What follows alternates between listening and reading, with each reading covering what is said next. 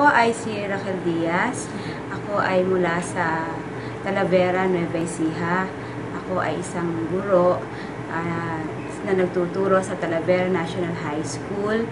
Tinuturuan ko ay Advanced Physics and Basic Physics and Research 2.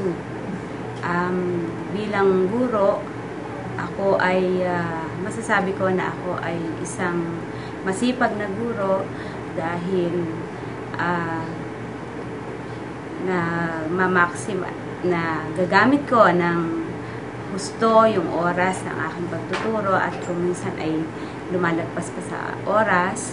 Ganon din, nakapag-motivate ako ng mga estudyante ko para maging productive sila sa kanilang pag-aaral.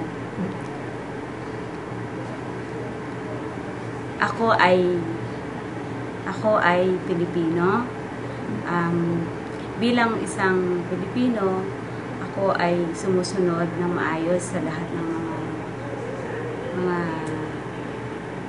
batas ng pamahalaang Pilipinas. Ganon din, ako ay kumikilos ayon sa kultura ng Pilipino. Bilang isang taga Nueva Ecija, ako ay lumaki sa Bukirin bilang the Philippine Rice Granary ang aming lugar, at ako ay